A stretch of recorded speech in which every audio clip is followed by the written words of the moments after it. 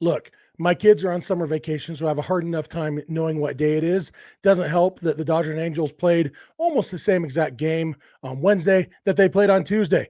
Did they end in a 2-0 score? Yes, it did. Did the Angels have a player thrown out at the plate on a bang-bang play? Yes, they did. Did a future Hall of Famer pitch in the game? Yes, he did.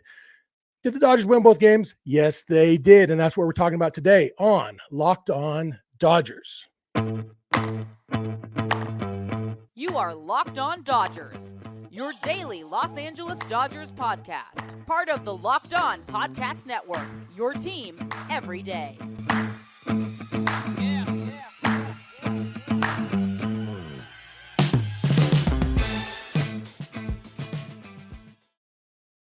Hey, Dodger fans, this is Locked On Dodgers, part of the Locked On Podcast Network, your team every day.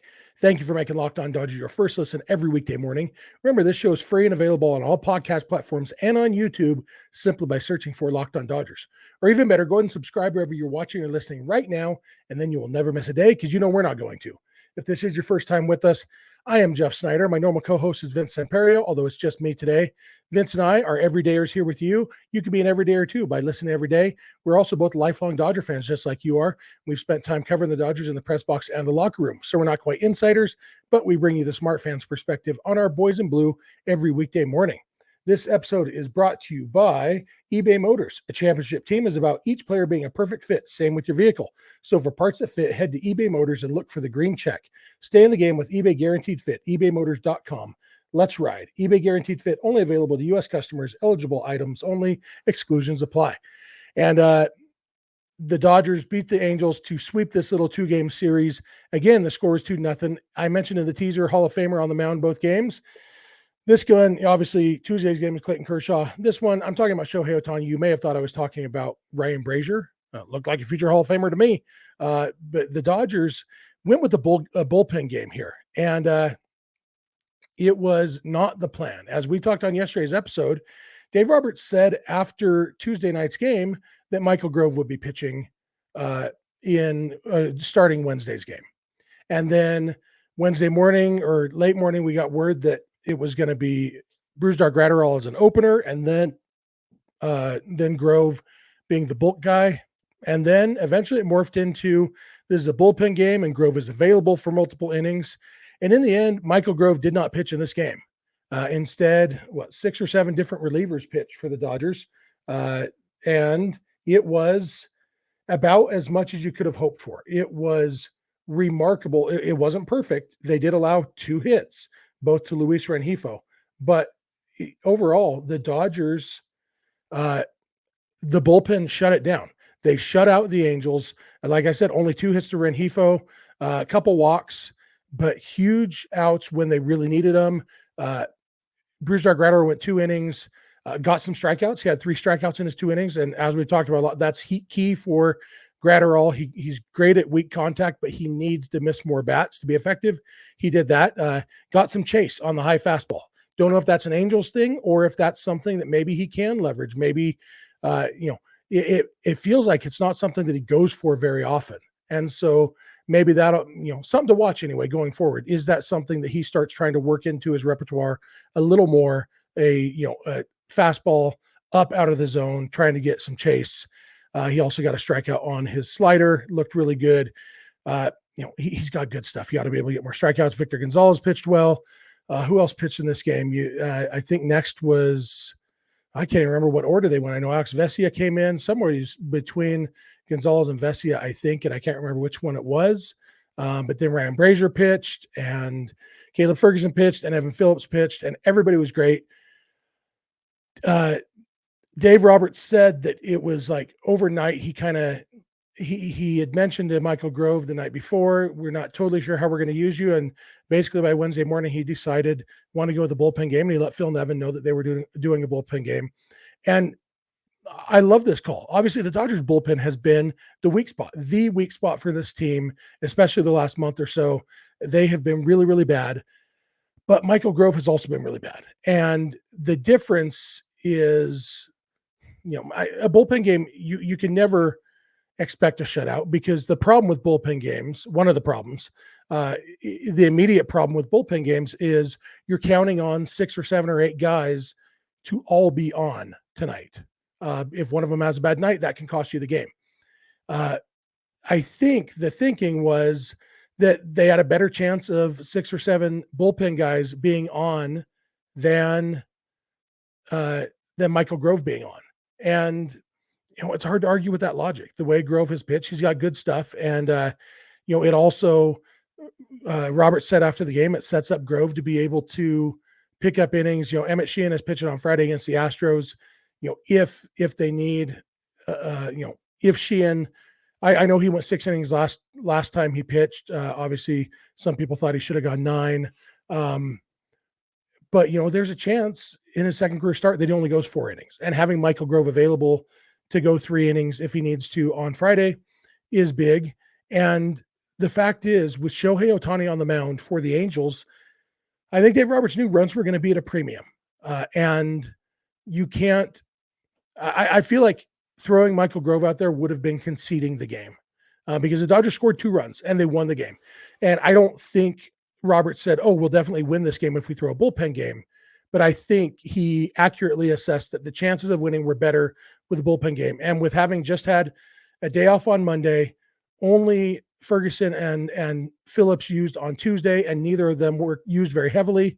And then another day off today on Thursday, the timing could not have been better for a bullpen game because now everybody will be rested.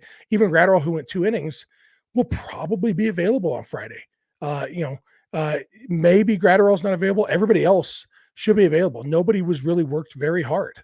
And so the timing was perfect for a bullpen game, and the bullpen picked a great time to have their best game of the season. And the fact is, the pitchers deserve the credit. Just like the pitchers deserve the blame when they struggle, the pitchers deserve the credit. Dave Roberts did a good job of making the right decision to go with the bullpen game, deploying them in the right spots. I thought it was really gutsy and awesome to have Alex Vesia pitch to Mike Trout.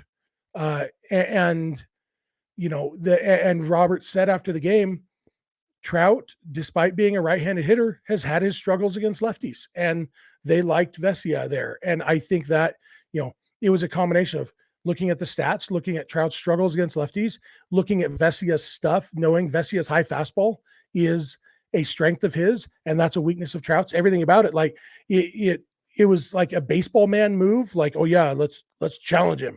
But it was also statistical, and that's where Roberts is at his best. Roberts is a 10-year baseball veteran as a player. He's been a coach for 15 years now or whatever. He knows baseball. He's a baseball guy. But where he's at his best is when he uses that baseball knowledge and combines it with the analytic approach that the Dodgers are very good at. And so for me, the most of the bad decisions or questionable decisions that Roberts has made over the years, for me, it's when he goes with his gut instead of with the stats. There is no statistical reason to have Clayton Kershaw pitch the 8th inning of Game 5 of the 2019 NLDS. That was a gut move. That was the wrong move. Things like that. When Roberts, lets the analytics inform his baseball wisdom, it's a great combination. And this was a great example of Roberts pushing all the right buttons, pulling all the right levers, pushing and pulling all the right buttons and levers. So much pushing and pulling of buttons and levers in this game, and every single move worked. It's not always going to happen, but good moves usually work more often than they don't. I'm going to come back in a minute and talk about this bullpen a little bit, because after the game, there was a lot of talk on the postgame show about Evan Phillips and his role in the bullpen. So I will come back and talk about that. Thank you for making Locked On Dodgers your first listen every weekday morning, and please keep it Locked On Dodgers. This episode is brought to you by Bird Dogs. Look, whatever shorts you're wearing right now, are you wearing shorts right now? Okay. Are they Bird Dogs? No. Let me ask you, did the company that made your shorts invent an entirely new kind of fabric, like that's called cloud knit? That's what Bird Dogs did. They invented fabric. They are fabric inventors.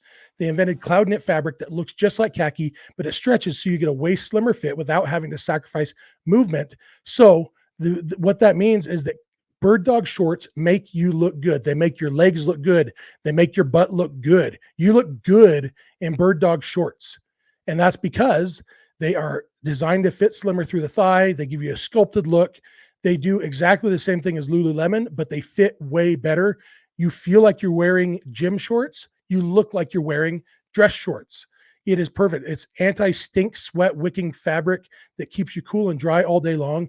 I've told you guys, my son loves his bird dogs and they look great. He wore them to my daughter's graduation with the polo shirt and he looked like he was dressed up and he felt so comfortable. So what you got to do, go to birddogs.com/lockedonmlb for a free Yeti style tumbler with your order. That's birddogs.com/lockedonmlb for a free Yeti style tumbler. You won't want to take your bird dogs off. We promise you.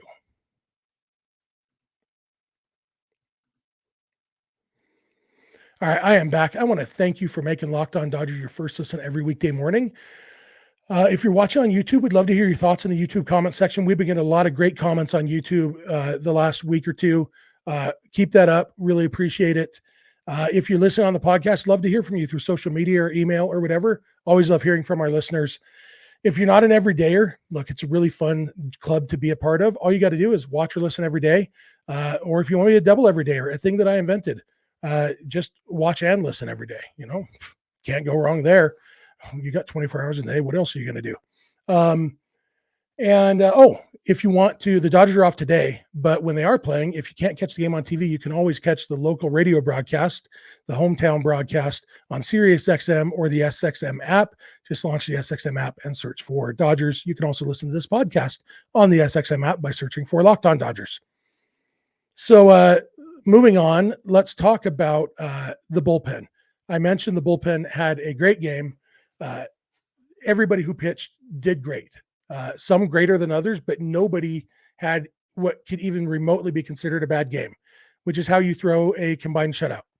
Everybody has to be on. Everybody was on.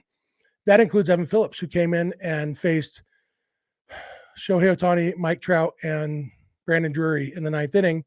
He got Shohei to fly out. Trout struck out. Drury flied out. 1-2-3 inning. Caleb Ferguson had pitched the eighth inning just like he did the day before. And so that's two straight games that that Phillips came in with a 2-0 lead to pitch the bottom of the ninth against the Angels. In those two games, he faced six batters, retired six batters, looked great, et cetera, et cetera. Evan Phillips is what we expect him to be at this point. And after the game, that led to the Jerry Hairston Jr. and Nomar Garciaparra on the postgame show talking about whether Evan Phillips should be the Dodgers' designated closer at this point. You know, the Dodgers have been closer by committee, and Phillips has been their high leverage guy, where sometimes he pitches the ninth, but other times he pitches other innings. Basically, the highest leverage spot, that is Evan Phillips. And what we've seen, you know, we saw it on Tuesday night that it was Caleb Ferguson facing Ohtani and Trout in the eighth inning. And we talked about how that made sense for a few reasons, other than just, you know, like it seemed like a spot where they might have gone to Phillips, but it did make sense why they went to Ferguson, other than just, well, Phillips is our ninth inning guy. But then doing that the same thing again today, when it was Ohtani and Trout in the ninth inning, you know, you could have understood doing Phillips in the eighth and Ferguson in the ninth so that Ferguson could face the same guys he got out yesterday. Of course, also, it's probably a bad idea to let the same pitcher face Shohei Ohtani 2 games in a row. You know, too much information, especially because Ohtani battled Ferguson on Tuesday night. And so, you know, you don't really want to let Ohtani face Ferguson again. A lot of reasons. Didn't necessarily mean Phillips is the closer. But Hairston and Nomar, basically they're saying it's an argument that I have a hard time with. And I'm trying to be open-minded to it because Nomar Garciaparra and Jerry Hairston combined to play, you know, thousands more major league games than I did. And I recognize that. But I'm also pretty smart, you know, and Dave Roberts played a lot of games too. And he's pretty smart. And you know, Mark Pryor played a lot of games. And they've decided to do the closure by committee so far. And so I'm trying to see both sides of the argument. And their argument, it always comes back to the part of the argument that I have a hard time with is it always comes down to, well, the ninth inning, it's high leverage by default. It's a different animal. You know, you gotta have different type of person to pitch the ninth inning. And my issue with that argument is two kinds of people usually make that argument: guys who were hitters and guys who were starting pitchers. John Smoltz, Jerry Hairston, Nomar Garciaparra. None of those guys ever pitched. I mean, John Smoltz was a closer at one point. And actually, there's a third type of people that Smoltz also fits, is successful closers who it's in their best interest. Like, what was that dude? He pitched for he was the Angels, Houston Street. I remember Houston Street getting all, indignant about the Angels trying to do a closer by committee and having him pitch high leverage innings. And he was saying, well, the ninth inning is a different animal and you got to be different. I got to have the right mindset, blah, blah, blah, blah. And so it's self-serving for a closer to say it. And a starting pitcher and a hitter don't really know. And so I get that it's conventional wisdom. I get that a lot of people say it. I just have never seen any evidence that it's true. And I'm not saying it's not true. I'm saying if it's true, there ought to be evidence that it's true other than people saying it. And the fact is, Evan Phillips with the Dodgers the last 2 years has an ERA well under 2 in his high leverage role. Not as the dedicated closer. He's gotten his share of saves. He has 9 saves now this year. He had 2 last year. He's gotten saves, but he has never been the Dodgers closer, and he has been awesome. And so for me, and last year, he actually had the second highest average leverage of any Dodgers reliever. Now, the highest was Craig Kimbrell, which tells you there is high leverage in the ninth inning sometimes. And for me, I love the idea of Evan Phillips pitching the ninth inning when it's a 2-0 game and Mike Trout and Shohei Ohtani are coming up, because you throw your best against their best. And if that's the case, do it. But for me, if this game had been, if Ferguson had, pitched the 7th, and so, I guess I'll rewind, because after the game, a reporter asked Dave Roberts if Ferguson or if Phillips, those names, they both start with the flu sound and it's throwing me off. A reporter asked Roberts if Phillips is the closer now. And Roberts kind of started to say yes, but then by the end, his answer was actually, yeah, I think you're going to see Phillips and Ferguson in those spots, in those late inning spots, which still seems to say that he's going to basically play the matchups in those late innings. And I love that idea, because if Ferguson had pitched the 7th inning in this game and it was Ohtani and Trout and Drury in the 8th inning, and then it was the 5, 6, 7 hitters in the 9th inning, I absolutely want Evan Phillips pitching the 8th inning in that scenario. I don't want a lesser pitcher facing the heart of the order just because it's not the 9th inning. Now, even if we buy the premise that the 9th inning is harder by default, is it that much harder that you'd rather have, like, does it offset the difference between the 2, 3, 4 hitters and the 5, 6, 7 hitters? My guess and my strong belief is no. And so I want Evan Phillips to pitch the most important innings of every game that he's available, basically, because he is the Dodgers' best reliever. So the most important relief innings, any game that Evan Phillips is available, I want him pitching those. And I think for the most part, I'm okay if they say he's never pitching before the 7th. I did love, and I talked on this show a week or 2 ago about how I loved when they brought Phillips in. I think it was even the 5th inning, but it was a close game and there were 2 runners on and only 1 out or something. And it was a big moment in the game. It was a big hitter up. I can't remember the specifics now. But I liked that they went to Phillips there because the game was on the line. It was either the 5th or the 6th inning, and the game was on the line at that moment. And there was no guarantee that you were going to get a higher leverage moment. And so I'm still okay with situations like that if they go to Phillips that early. But I'm okay if they say, you know what, 7th, 8th, or 9th, the highest leverage inning goes to Evan Phillips, because if your relievers do their job, you're not going to face that's one time through the lineup. I'm even okay if they say 8th or 9th, because 7th inning, there's a decent chance those guys are going to come up. If you're facing Trout and Ohtani in the 7th inning, there's a decent chance they're going to come up again in the 9th, just because guys get on base and all that. So I'm even fine if they say 8th or 9th.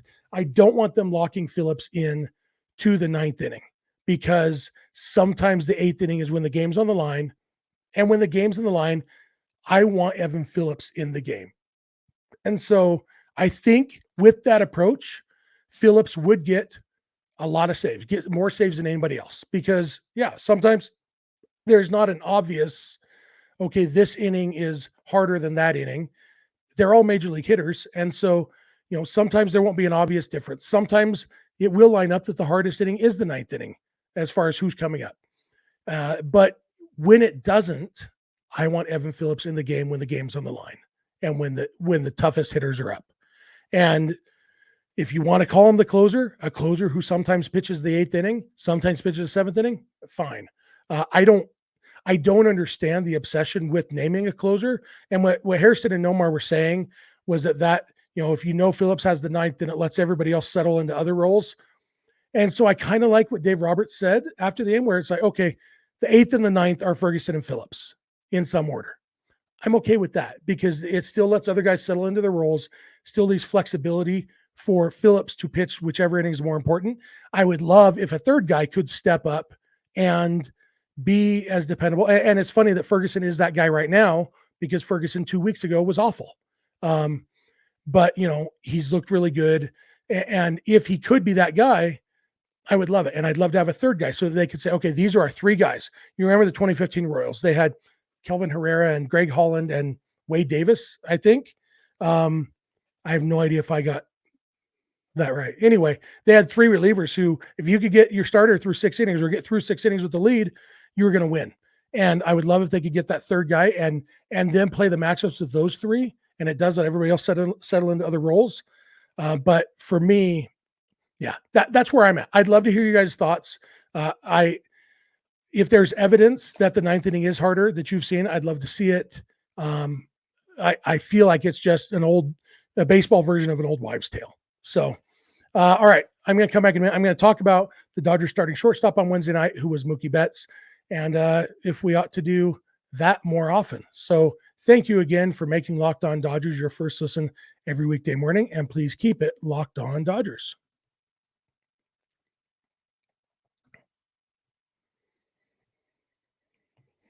Hey, I am back. I want to thank you again for making Locked On Dodgers your first listen every weekday morning.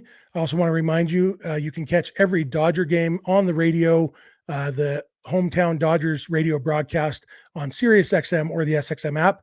Just launch the SXM app and search for Dodgers. You can also listen to this podcast on the SXM app by searching for Locked On Dodgers.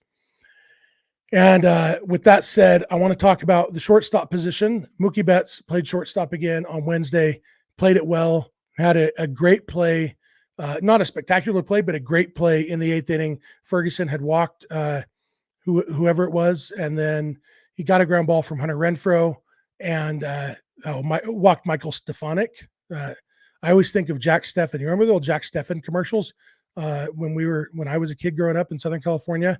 He was like a plumber, or plumbing and heating problems. Call your man Jack Stefanski, and then the guy would say Steffen. Jack Steffen, call your man Jack Stefanino. Anyway, so it was Jack Stefanino that Ferguson walked. Hunter Renfroe hits a ground ball. The Mookie Betts was right. Did a great job of getting in front of it rather than backhanding it. So he was in perfect position to throw a dart to Miguel Vargas, who did a great turn, threw out, got the double play. Renfroe was out by a step and a half. Solid play by Mookie. And it just reminded me, Mookie is such a great athlete. He is a good shortstop. I don't know that he would win a Gold Glove at shortstop, but he is a good shortstop. And offensively, he's a big step up from Miguel Rojas. And I love the idea of Rojas being a utility infielder, a backup guy. And so, when the trade deadline does come, there may not be, like we've talked, I don't think Tim Anderson is an upgrade for the Dodgers. I don't know if Willy Adames is going to be available. And I don't know that he would be enough of an upgrade to be worth what he would cost, unless they were doing a package deal and getting Corbin Burns and Devin Williams too or something. But it might be easier to find an outfielder, and they've got, Jason Hayward and David Peralta and James Outman, and they have a lot of outfielders who could fill in right field if Mookie was playing shortstop pretty often.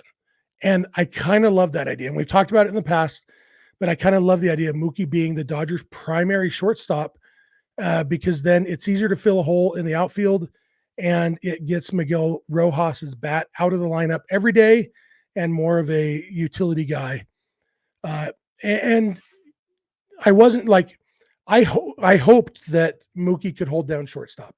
And when they first started playing around with the idea, I mean, you remember I mentioned it on this show a week before they ever put Mookie at shortstop, because there had been 2 games in the span of a couple of days where they pinch hit for guys in the 9th inning in a manner that if they had come back and tied or taken the lead, that Mookie Betts would have had to play shortstop. And so we talked about that possibility a week before it even happened. And at the time, like, I was hoping that Mookie could be a good shortstop. I believed he could be because he's very athletic. He's an infielder by in his history. He loves the infield. So I assumed he could do it. And now we've seen he can do it. He is a good shortstop. And so, like, right field, he's a great right fielder. But shortstop's a more valuable position. And a shortstop who can hit like Mookie Betts can hit, there aren't many of those in baseball. And so for me, I want Mookie Betts playing shortstop most of the time now. And whether that means, it might mean that they have to occasionally let Jason Hayward actually bat against a left-handed pitcher, which they haven't done very often at all this year. But they've also, they've got Chris Taylor, they've got Johnny DeLuca, they've got James Outman, they've got different guys who play against lefties. And so, I think they could do it, and I'd like to see it. And sure, Rojas still plays some shortstop every once in a while, and you put Mookie in the outfield or you put Mookie at second base or whatever. But I think I'm ready for Mookie to be the Dodgers' main shortstop. What do you guys think? Like, am I crazy? For me, like I said, Mookie's offense is more valuable at first base or at shortstop than it is in right field. Definitely not at first base. Don't make Mookie the first baseman. You heard it here first. I'd love to hear your thoughts on YouTube, in the comment section, through social media or email or whatever. Tell me what you think. In fact, tell us what you think, and also shoot us over your questions, because as you know, the Dodgers don't play today. They start a 3-game series with the Astros tomorrow night in LA. And an off day today means that tomorrow's episode will be a mailbag episode. So we'd love to hear your questions. And, I'd love to hear your thoughts. If we get enough thoughts about Mookie as the starting shortstop, and also Evan Phillips and the closer, all that, we'll read some of your comments, even if it's not questions. Love to hear your comments if you have any.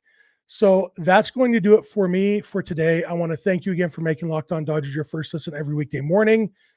I want to remind you, you can catch every Dodgers game on the home radio broadcast on SiriusXM or the SXM app simply by searching for Dodgers. You can also listen to this show on the SXM app by searching for Locked On Dodgers. You can also catch this show wherever you get podcasts or on YouTube.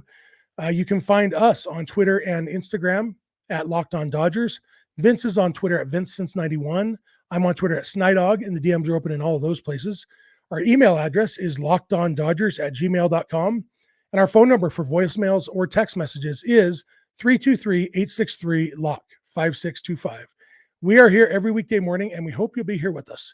When you get in your car or sit on your couch, tell your smart device to play podcast Locked On Dodgers. And remember, you don't have to agree. You just have to listen. We'll talk to you tomorrow.